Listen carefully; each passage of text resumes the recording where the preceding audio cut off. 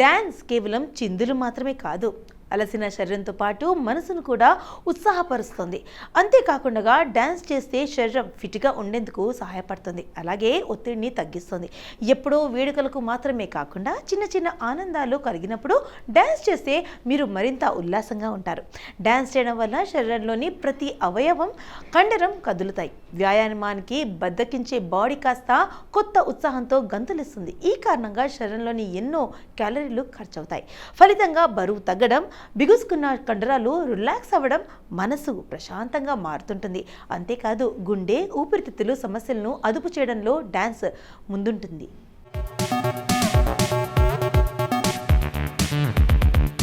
ఇక రోజు April 29 international dance డేగా గుర్తించబడింది. మరి ఈ రోజున ఎవరు ప్రారంభించారు, ఎందుకు జరుపుకుంటారో తెలుసుకుందామా? చరిత్ర. నృత్య చరిత్ర అనేది కొన్ని వేల సంవత్సరాల నుంచే ఉంది, కానీ ఇందుకు సంబంధించిన అధికారిక ప్రకటన మాత్రం 1982లో వెలువడింది. ఆ ఏడాది నుంచే అంతర్జాతీయ నృత్య దినోత్సవం ఇంటర్నేషనల్ డ్యాన్స్ డేను జరుపుకుంటారు. ఈ ప్రకటనను ఇంటర్నేషనల్ డ్యాన్స్ కమిటీ ఇచ్చింది. 1760లో ప్రచురపడిన ప్రముఖ రచన లెటస్ సూలా డ్యాన్స్ అనే రచన, దాని రచయిత ఆధునిక నృత్య నాటికల సృష్టికర్త అయిన జీన్ నోవెరీ 1727 నుంచి 1810 వరకు జన్మదినాన్ని పురస్కరించుకొని ఈ డ్యాన్స్ డేను జరుపుకుంటారు. ప్రతి సంవత్సరం అంతర్జాతీయ నృత్య దినోత్సవానికి సందేశం రాయడానికి అత్యుత్తమ నృత్య వ్యక్తిని ఎంపిక చేస్తారు.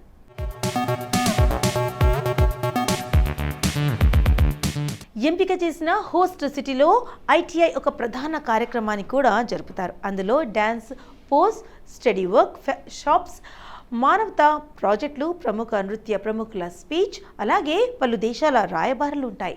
ప్రాముఖ్యత ప్రజలను ఏకతాటిపైకి తీసుకురావడానికి ఈ డ్యాన్స్ డే జరుపుకుంటారు. అన్ని రాజకీయ, సాంస్కృతిక, జాతి అడ్డంకులను దాటి అన్ని రూపాలను ప్రోత్సహించడం ఈ రోజు ప్రధాన లక్ష్యం.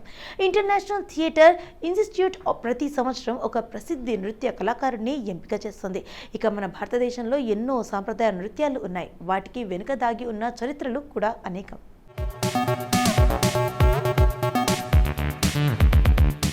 ఇక భారతనాట్యం, ఆంధ్రనాట్యం, కూచిపూడి నృత్యము, మోహినియాటం, కథక్, ఒడిస్సీ ఇలా సాంప్రదాయ నృత్యాలు అనేకం ఉన్నాయి. ఎలా జరుపుకోవాలంటే సాధారణంగా ఈ రోజున చాలా దేశాల్లో gala events, professional dance pose, stage performances జరుగుతుంటాయి. కానీ ప్రస్తుతం కరోనా పరిస్థితుల దృష్ట్యా అలాంటి బహిరంగ వేడుకలను అనుమతి లేదు. కానీ ప్రస్తుత డిజిటల్ యుగంలో మీలోని టాలెంట్ వేలికి తీయడానికి ఎన్నో సౌకర్యాలు మీ ముందున్నాయి. ఈసారి ఈ ఇంటర్నేషనల్ డ్యాన్స్ షోను ఆన్లైన్ వేదికగా జరుపుకోండి. విభిన్న పాటకు సరికొత్తగా స్టెప్పులేసి అందుకు సంబంధించిన వీడియోను సోషల్ మీడియాలో షేర్ చేసి మీ స్నేహితులకు పంచుకోండి.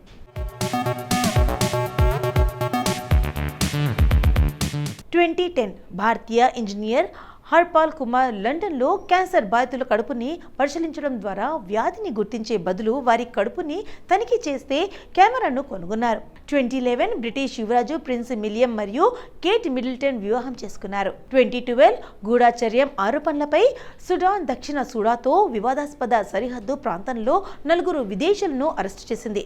2013 బోస్టన్ మారథాన్ బాంబారీ మరియు ఇస్లామిక్ టెర్రరిస్ట్ దజాకర్ జర్నెవ్ ప్రాసిక్యూషన్ పేరోల్ లేకుండా జైల్లో మరణశిక్షను తప్పించుకోవాలనే పిటిషన్పై చర్చించింది.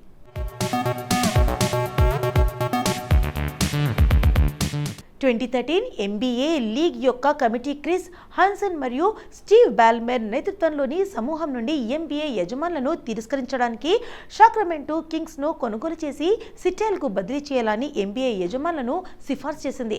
2014 పాక్షిక సూర్యగ్రహణం ఆస్ట్రేలియా మరియు అంటార్టికాలోని కొన్ని ప్రాంతాల నుండి మాత్రమే కనిపిస్తుంది.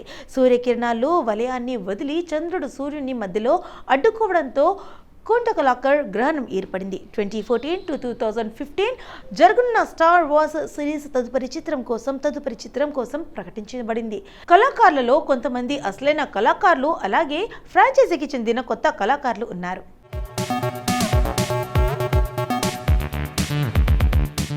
రాజా రవివర్మ భారతీయ చిత్రకారుడు.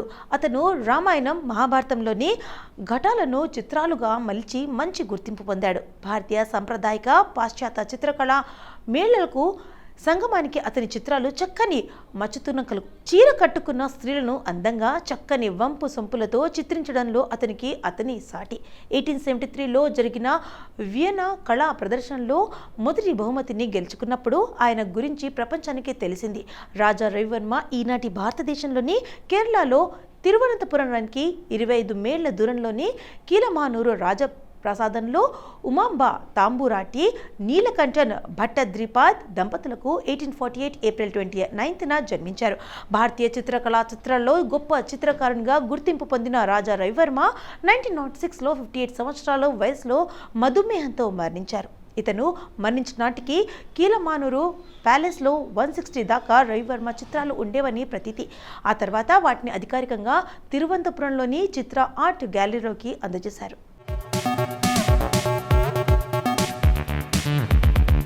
సిద్ధాంత్ చతుర్వేది భారతదేశానికి చెందిన టెలివిజన్ అండ్ సినిమా నటుడు. ఆయన 2017 నుండి 2019 వరకు Amazon Prime Video web series Inside ఎడ్జ్లో టీనేజ్ క్రికెటర్గా చేశారు. 2019లో గల్లీ బాయ్ సినిమాలో స్ట్రీట్ ర్యాపర్గా సహాయక పాత్రకు గాను ఉత్తమ సహాయ నటుడిగా ఫిల్మ్ఫేర్ అవార్డును గెలుచుకున్నారు. సిద్ధాంత్ చతుర్వేది ఏప్రిల్ 29, 1993న ఉత్తరప్రదేశ్లోని బులియాలో జన్మించారు. 2016లో Chaturvedi web television sitcom Life Sahi హైల్లో నలుగురు మగ రూమ్ మేట్స్ గురించి కనిపించారు. మరుసటి సంవత్సరం అతను ఇండియన్ ప్రీమియర్ లీగ్ నుండి ప్రేరణ పొందిన Amazon Prime Video series Inside ఎడ్జ్లో ప్రశాంత్ కనోజియా అనే టీనేజ్ క్రికెటర్గా నటించడం ప్రారంభించారు.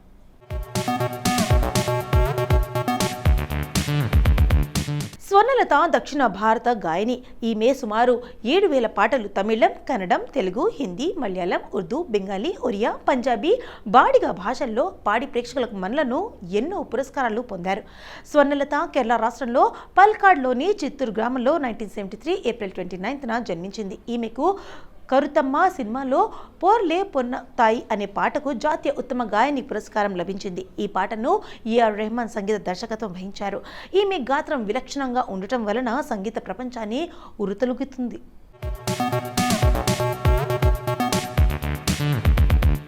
దీపికా చిక్లియా టోపీవాలా మహారాష్ట్రకు చెందిన టీవీ సినిమా నటి, రాజకీయ నాయకురాలు. హిందీ, తెలుగు, తమిళ, కన్నడ, బెంగాలీ సినిమాల్లో నటించి దీపిక రామానంద్ సాగర్ రూపొందించిన టీవీ సీరియల్ రామాయణంలో సీత పాత్రలో నటించి గుర్తింపు పొందింది. తెలుగులో 1989లో వచ్చిన యమపాళం, 1991లో వచ్చిన బ్రహ్మర్షి విశ్వామిత్ర సినిమాల్లో నటించింది. 1991లో భారతీయ జనతా పార్టీ తరఫున బరోడా లోక్సభ నియోజకవర్గం నుండి లోక్సభ సభ్యురాలు ఎన్నికైంది. దీపిక మహారాష్ట్రలోని ముంబైలో ఏప్రిల్ 29, 1965న జన్మించింది. 1983లో వచ్చిన సన్ మేరీ లైలా సినిమాలో తొలిసారిగా నటించింది దీపిక. రాజేష్ ఖన్నాతో ఘర్ కా చిరాగ్, ఖుదాయి అనే 3 హిందీ సినిమాల్లో నటించింది. ఓవియా భారతీయ నటి. కన్నడ, తమిళం, మలయాళ చిత్రాల్లో నటించే ఆమె అసలు పేరు హెలెన్ నెల్సన్. కళవాణి 2010లో నటిగా తన పురోగతిని సాధించిన తర్వాత ఆమె మెరీనా 2012, మూడర్ కూడం 2013, మాద యానే కూటం 2013లతో సహా పలు చిత్రాలతో నటించి ప్రసిద్ధి చెందింది. ఆమె నటించిన సుందర్ సి దర్శకత్వంలో వచ్చిన కలకలప్పు 2012, యామిరుకు భయమే 2014 చిత్రాలు బాక్సాఫీస్ విజయాన్ని సాధించాయి. 2017లో Oviya reality series Big Boss తమిళంలో పార్టిసిపేట్ అయింది. 2018లో తెలుగు చిత్రం ఇది నా లవ్ స్టోరీతో ఆమె అరంగేట్రం చేసింది. ఆ తర్వాత కాంచనా 3 2019లో నటించింది. ఆమె కేరళలోని త్రిశూర్లో సిరియన్ క్రైస్తవ కుటుంబంలో హెలెన్ నెల్సన్గా 1991 ఏప్రిల్ 29న జన్మించింది.